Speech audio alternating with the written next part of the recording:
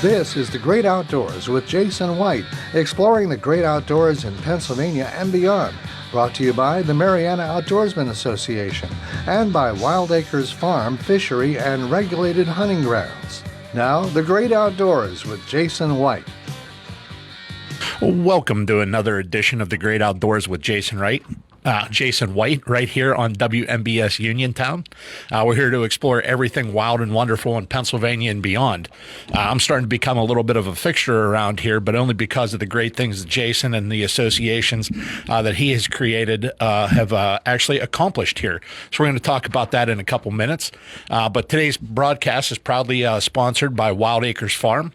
It's a premier destination for regulated hunting, fishing, and family-friendly outdoors and recreation here in the heart of southwestern Pennsylvania.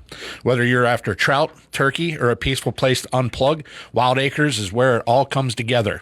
We're also supported by the Mariana Outdoorsman Association, an organization dedicated to conservation access and the community of hunters and anglers and stewards of the land. MOA is doing things the right way, from educational programs to habitat restoration and youth engagement. They're leading the charge locally. And of course, a huge thanks to Visit Washington County, PA, your official guide to everything outdoors, historic and homegrown in our part of the Commonwealth. Whether you're planning a weekend hike, a family festival, or scouting new hunting grounds, Washington County is the place to start. Now, if you're tuning in expecting to hear from Jason himself, fear not. He's not lost out in the woods somewhere. In fact, he's right where history is being made today. Jason was invited to join Governor Josh Shapiro on stage in Harrisburg today as the governor signs the long-awaited Sunday hunting bill into law. This is huge, actually. For decades, Pennsylvania hunters have been restricted by so-called blue laws that prohibited hunting on Sundays, with a few exceptions made in recent years.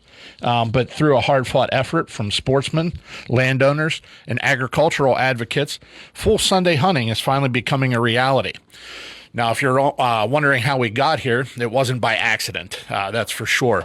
This is a result of years of effort from passionate Pennsylvanians, but one group in particular that deserves a special round of applause today is the Pennsylvania Farm Bureau. They were very instrumental in getting this across the finish line with a couple of their subcommittees and their membership as a whole. So, I mean, you may be asking yourself, why would the Farm Bureau care about a Sunday hunting law? Simple answer there is crop damage. Across Pennsylvania, especially in areas like ours, rich with farmland and high deer populations, white-tailed deer have become a serious and costly problem. From soybeans, corn, hay, and the damage from overpopulation getting worse, and with only 6 days to manage it, farmers have been kind of backed into a corner. So allowing the Sunday hunting, it isn't just about access and recreation. It's also about practical wildlife management. It gives the farmers and hunters an extra tool in the toolbox to keep the deer population at bay. There are a bunch of good articles that have been put out about this. Probably a really good one is on the Go Erie website. And it's they're quoted as saying, allowing hunting on Sundays isn't just about the access and recreation. It's about the practical wildlife management. Go take a look at that article. It does a really, really good job in explaining what the bill and what's going on with that entail. Excuse me. But the Sunday hunting bill, it's House Bill 1431. It fully repeals the colonial era blue law and expands hunting beyond just fox, coyote, and crow in three designated fall Sundays. So the crop damage and the farming bill that also coincide with this is Senate Bill 518 and House Bill 1431. The enhancements to that bill is what's being signed in today. So that's a quick rundown of what Jason has going on and why I'm back with you guys again today. So it's actually pretty good that he had to take this little break. as somebody who grew up around in the area and the land, and who spends a lot of time with folks who work on it and hunt it, and try to pass it on to their kids, it's a little better, try to pass it on a little better than they found it.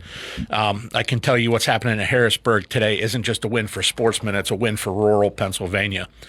So with that being said, we're going to talk a little bit about hunting. We're going to talk a little bit about some of the equipment that you can utilize to do that. And I've got today's guest. So today's guest is a gentleman that I had the pleasure to recently meet at the Safari Club dinner up in Cranberry. So we've had some great guests on the show. We've had biologists, we've had land guys, we've had permit experts. And today we're joined by a man who knows how to thread the needle between the tradition and technology. A man who spent decades helping people get geared up, dialed in, and locked on target. He's the kind of guy who can talk broadheads one minute and brand strategy the next. Joe's a proud Pennsylvanian and a steward of the hunt, and one of the key forces behind one of the most iconic name brands, Barnett Crossbows. From mentoring young hunters to launching next-gen products, from putting safety and craftsmanship first to championing the values that make the outdoors what it is, Joe's been walking this walk for years. Joe's the real deal. He's not just selling crossbows. He's trying to build the future of the sport and of hunting. Whether you're in a tree stand or a blind or just dreaming of your first buck with your kids, buckle up, because this is the guy that knows how to do it. So are you there, Joe? Yes, sir, Matt. Thanks for having me. Hey, I appreciate you coming on, taking the time. I know you're a busy guy, just getting back from Louisiana there a little bit ago to doing what you guys do day to day over there. But I guess let's just kind of start off. I mean, we all know that it took an instance at the beginning of our hunting careers, whether it's out with our dad or our uncle or our grandfather. What kind of first got you hooked on the outdoors and the hunting world? Was there kind of a moment or a memory that kind of fires it up for you? Yeah, there definitely was.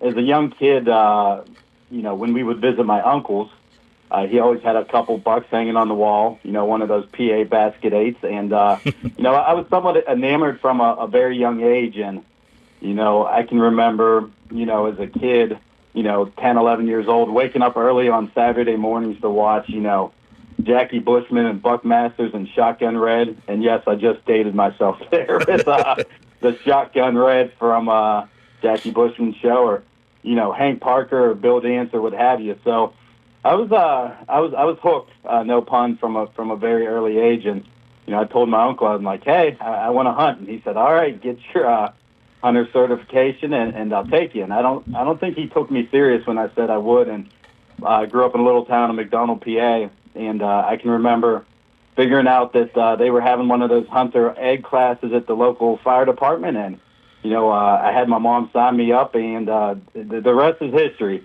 Called Uncle Dale up, and I said, hey, got my license. And so I think I was 12 years old. First ever hunt. It was the last Saturday of PA rifle, and I probably could still go out and show you the exact tree line that my uncle sat me on in a, orange pumpkin suit, and on a bucket, freezing cold, and I think I had a 12 gauge with pumpkin ball in my hand.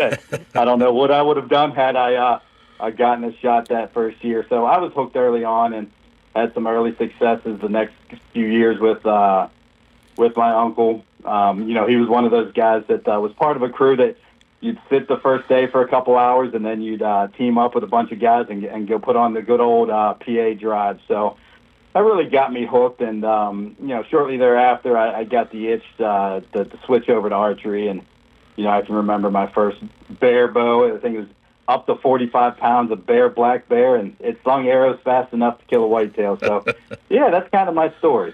Well, that's awesome. I thought I was the only one that had that weird pumpkin outfit and sat on a bucket on a tree line. So I guess it's good to be a universal. Yes, sir. But, coming from that point to where you are now, I mean, you spent a lot of your career working with like different legendary outdoor brands. And now where you're at in your career, you're kind of help leading the charge at Barnett, and you're kind of pushing on into not just dealing with the merchandise that you sell, but also trying to build the legacy for other kids. Could you talk about that a little bit?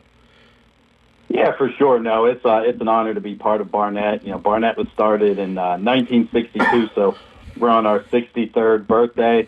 And fortunately, Barnett is owned by two leaders in the industry. One, David Barnett, third generation, has been doing it all his life. And he's just absolutely fantastic when it comes to, product designs and engineering and what's next.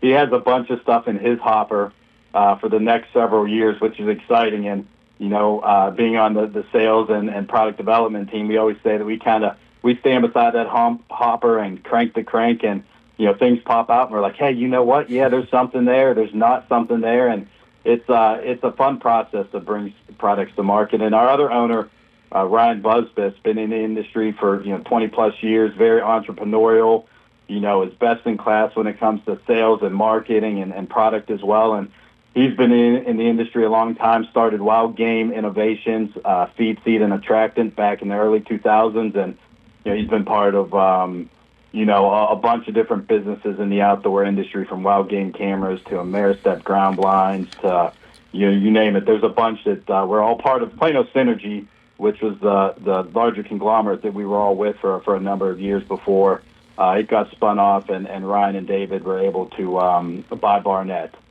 back into the family. David's been part of it for a long time, and so it's great. It's great to have it privately owned. We're not part of a large private equity, and it allows us to be nimble and ultimately, where this conversation is going, do what's right for the consumer. And that's what it's really all about. We put our consumer number one, and the rest of the business kind of takes care of itself from there. Well, I think that's a very good thing. Looking at the vision of that, I think we have a lot of corporations right now that might be a little bit consumer blind because they're only really looking at a spreadsheet. They're only really looking at the bottom line on the books, and it's awesome to see that a great family company has come back into family hands, because who better to guide it? We're starting to see that a lot more. I know my father works for Levin's, and they sold, and then Mr. Levin actually had to buy it back to get it back on track. So it's good to see that Barnett's kind of taking the same thought process with the family and everything that started the business. They've always had a reputation for helping kind of get young hunters started the right way. And it's good to see that they're back, because we really need help with this next generation of getting hunters on the right track, teaching them, putting them in the right positions, putting them, I guess, in the sweet spot to be able to be successful. But with that being said, what approach are you guys taking to make that first hunting experience unforgettable for the next generation so that they continue to do it? Yeah, that's what's great about Barnett. We're not only a crossbow company, but, we sell a full lineup of youth bows. And those youth bows, range from your first bow when you're 5 years old, a little stick bow, all the way up through, light mom or dad compound bows, up to a full hunting youth bows as well in our Vortex series. So we kind of cover the whole array there. Slingshots, we've got a full lineup of slingshots, which are just great for any age to go out there and plink with. We've got a lineup of Demon break action crossbows. It's kind of a lever action to cock the crossbow. They're little mini crossbows. Nice. That are recurve. We launched those last year. It's a full lineup. They're fantastic. We're launching a compound version of it this year, and it's called the Demon Storm. So we really have full lineup of products and categories that get that kid out there, that youth out there early. Whether it's again with a youth archery bow that they grow up through our lineup until they're out there hunting, or just for fun with the slingshots or the Demon break action mini crossbows and all. So really having a full array gets them into it, and very mindful on ergonomics and cool colors and features that kind of keep them attached as well. It's really about the experience, and that goes through crossbows, youth bows, all of it. It's really about the experience. So if you're taking care of that, it keeps them engaged, and it's what it's all about. Paying it forward and participation. That's one of the big challenges in our industry. Is participation. So very mindful of that. Yeah, and then that gets them into, their first crossbow. And, We've got a crossbow that we designed specifically for youth or small frame individuals or seniors, on the back end. If somebody, can no longer, is big in archery hunting and can no longer, pull that bow back, the crossbow that I'm talking about here, which is the Barnett Explorer Recruit XP, it's lightweight, fully adjustable buttstock, easy to cock, from a shootability standpoint, it's a shooter. It's accurate. It's lightweight. It shoulders well. But yeah, we're always mindful of not only getting somebody in, but keeping them in longer as well. Well, it sounds like you guys have all the flair with full functionality. So, I mean, you guys cover the bases on both sides of what people could possibly want. I know that being in the hunting arena, like you are, I'm sure you guys hear a lot of people. They have critiques of the products without probably really ever handling a lot of them. So for someone who's like never handled a crossbow, I would assume I have assumptions, even though I've played with them some, or even concerns. But what would you say are probably the biggest myths or misunderstandings you hear whenever you're trying to explain to people your product versus what they may be familiar with that they've seen on the market for years? Yeah, I think sometimes, crossbows can be a little intimidating just from the jump. It's a fully cocked, weapon with limbs and cans and what have you. So, in regards to that, it's just, from a design and engineering and safety protocol, the whole industry, takes the proper steps to ensure safe products. So really it's just about getting out there and, shooting, right? Whether that's you walk into an archery shop or you've got a friend or a relative that's in the space, it's just getting past that hump and just getting out there and shooting it. And then it's really quick to understand, the use of it and how to use them safely and so on and so forth. So on that front, I'd say get out there and shoot. From a misunderstanding, I think sometimes, people look at a crossbow and say, hey, you know what, they've got so much power and speed and you can shoot out to these crazy distances. And unfortunately, some out there promote some of those long distances. But ultimately, as a hunter, when you're being ethical, when you're taking the proper shot, you're still really only shooting out to 30, 40 yards, which same with a vertical bow, compound bow. So it's really about, taking the ethical shots, understanding, is a deer calm? Do you have clear shooting lanes, so on and so forth? So I think sometimes there's a misnomer that, people are reaching out to there to some of these 100-yard distances that, are being promoted by, certain companies from an accuracy standpoint and hey, we can group, X at 100 yards, but that's great. And I don't, diss anybody for, practicing at those type of distances. Anything, I think that's great, right? Practice it some of those longer distances, and we promote that so that when you're at 20 or 30 yards, it's more of a chip shot. Mm-hmm.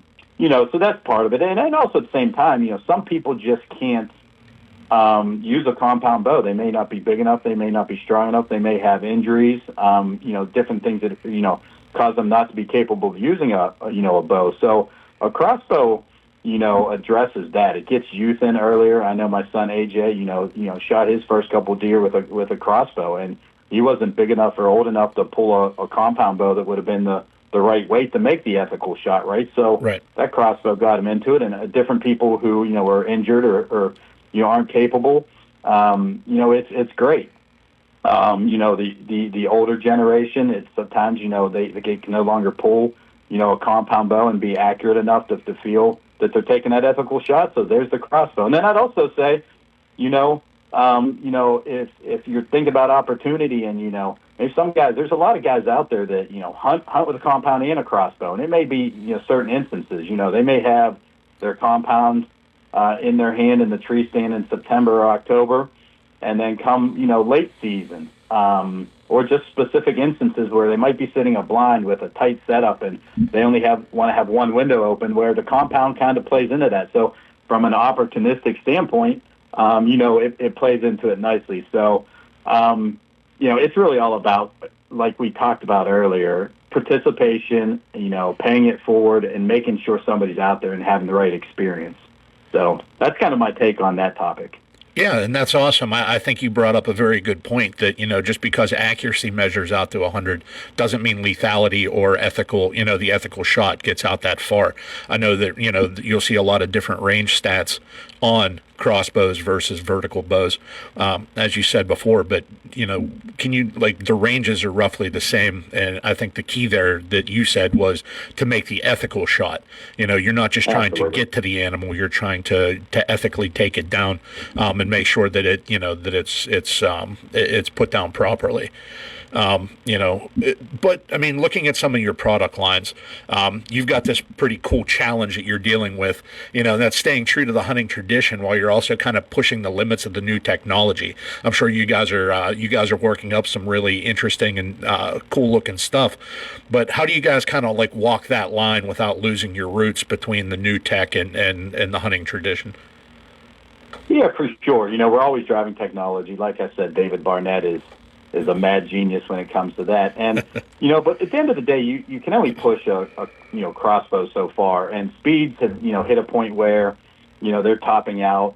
So really it's about shootability and the experience. Like I said, you want to, offer a lightweight, shootable crossbow that has the speeds as well. Speed's nice because, it equals more kinetic energy. If you were to, mistakenly put a bad shot on a deer and maybe hit a little bit far forward in the shoulder, that kinetic energy is going to help.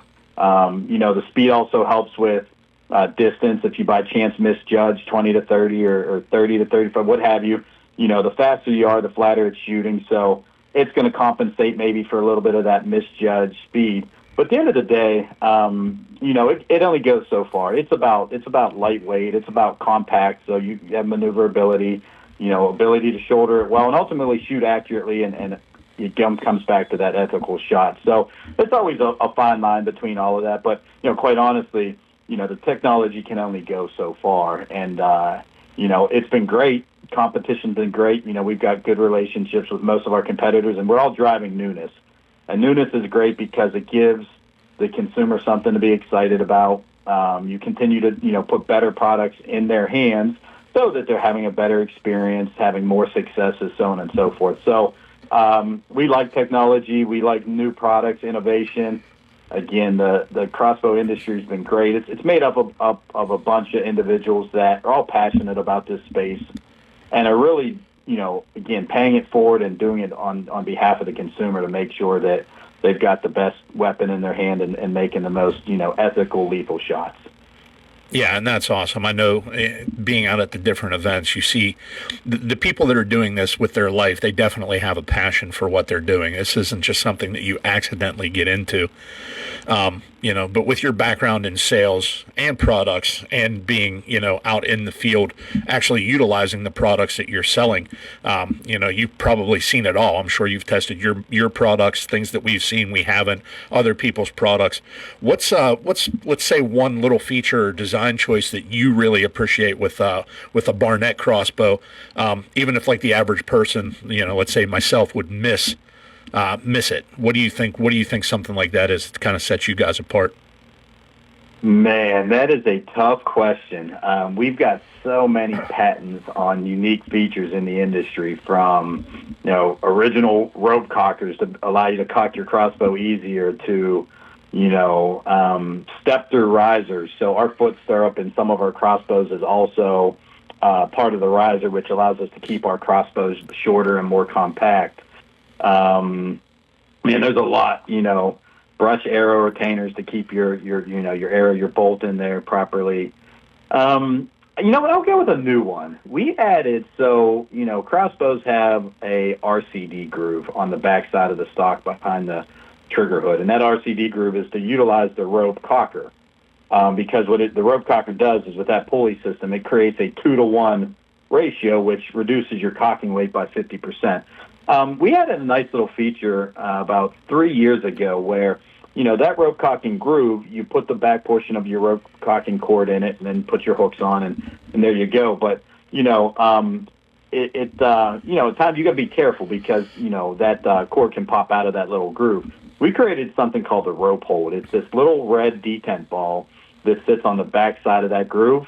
And even though it's something little, again, I mentioned a couple other patents, and we've got a bunch of them out there.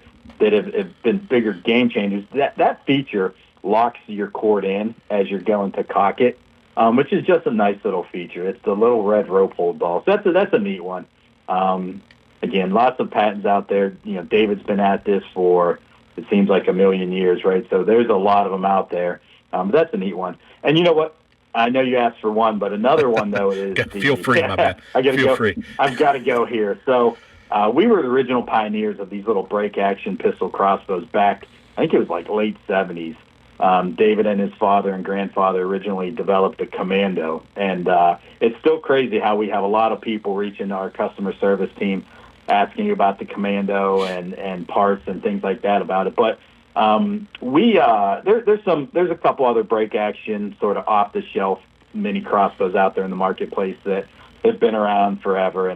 But we came back out with a lineup of these Demon little mini break action crossbows last year, and it's not just one, but it's multiple models. We've got a cool little $99 one called the Tri-Strike. It has top load, three bolts kind of load in, so you break action shoot, break action shoot, break action shoot, the 3 shots.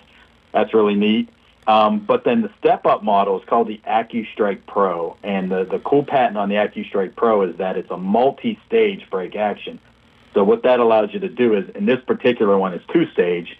So it cocks it halfway, you let it back down, and then you cock the other halfway. What's nice about that is that it reduces each of those power strokes in the cocking motion by 50%. So what you can do is you can go heavier in your limbs and still be able to cock it. So that AccuStrike Pro is a recurve version. So it's heavier limbs, it's faster speeds, it's more accurate. But then we've parlayed off of that this year, and we're launching the Demon Storm, which is a compound version, this little mini crossbow. So the Demon Storm also is utilizing that patented 2-stage, multi-stage cocking technology, which is super, super cool. I will admit that I wish some of these things were around whenever I was a little bit younger. And doing some prep for our conversation, I was looking at that line and thought, man, I could have gotten a lot of trouble with those back in the day, but I also could have done a lot of... I grew up right on the edge of a large piece of timber, and I could have taken that for a walk with me once or twice and had some fun doing some little small stock hunting, make you a better shot. Yep, but with sure. that, and good.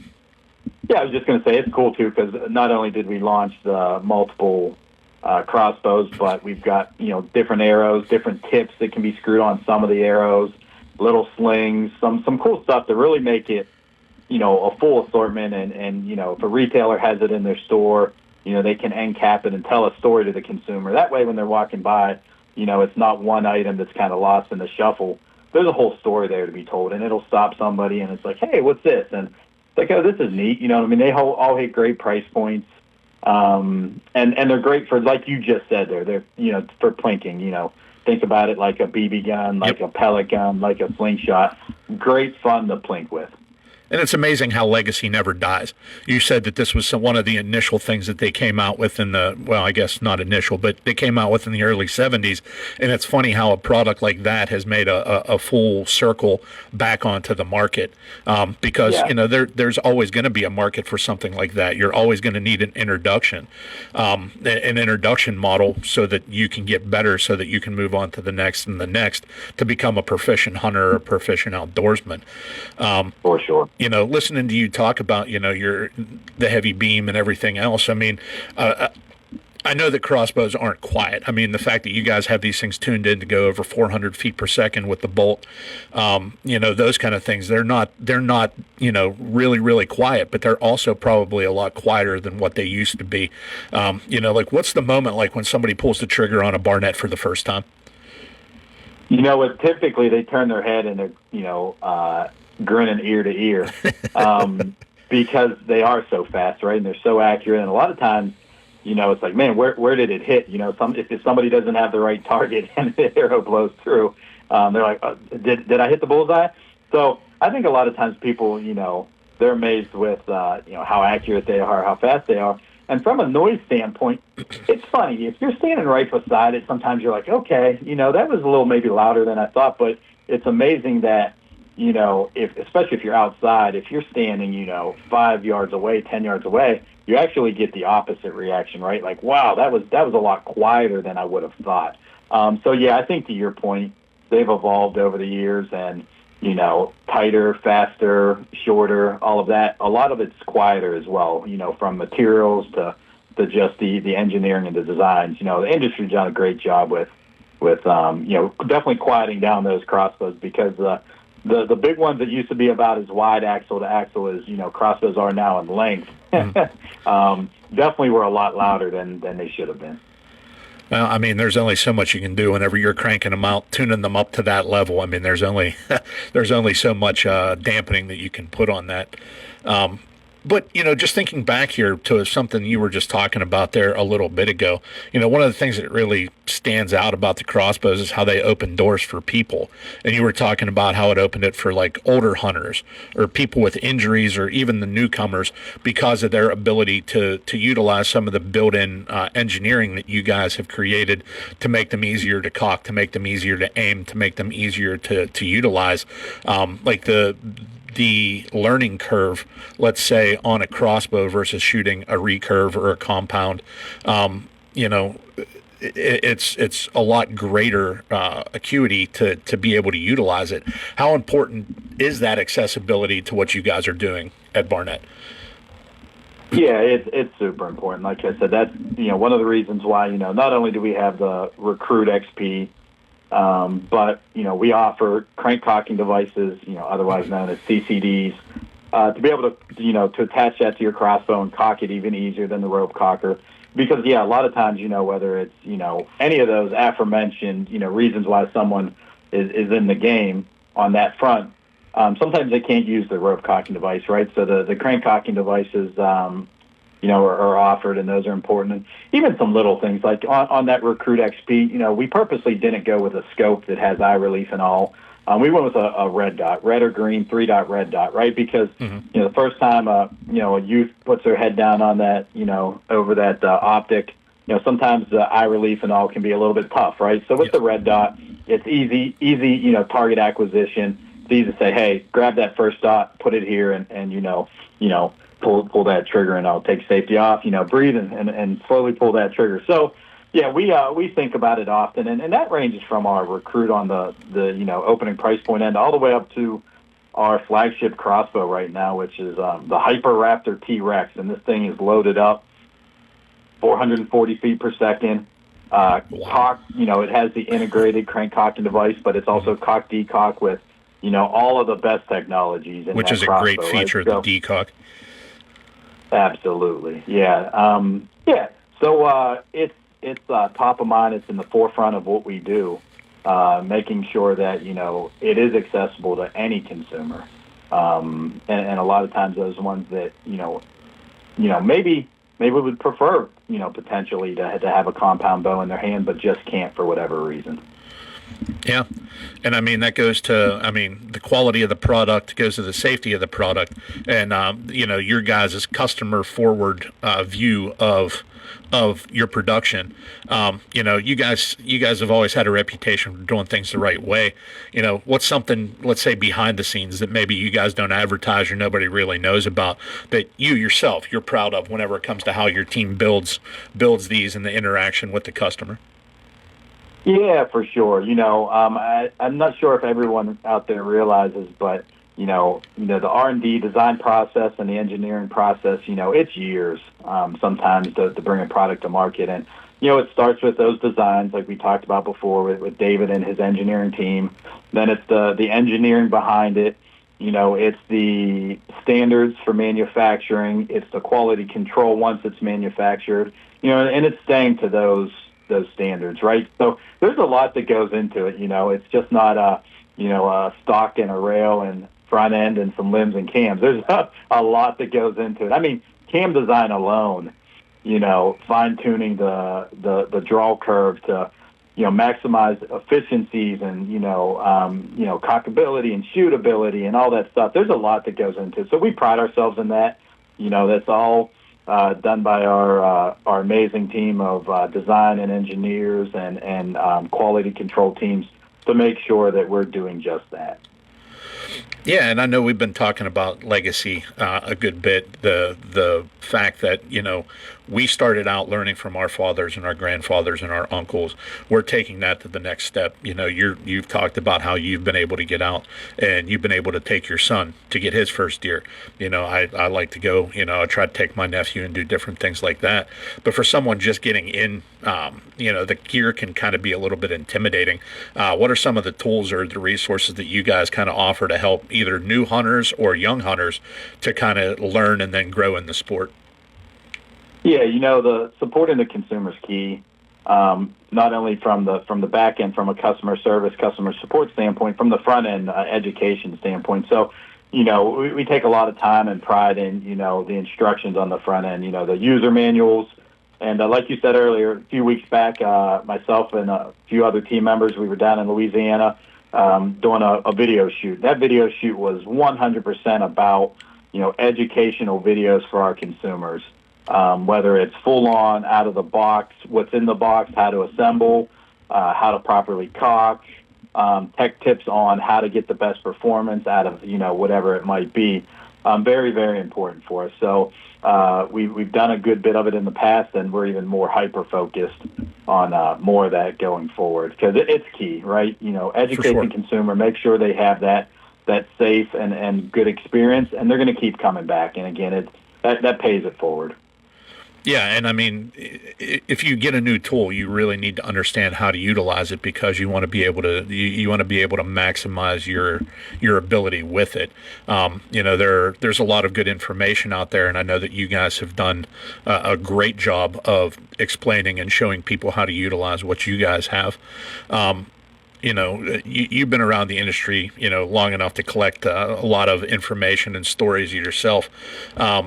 Is there maybe a particular moment or a product launch that's kind of really stuck with you? Like one of those things that, yep, this is why I do it kind of thing?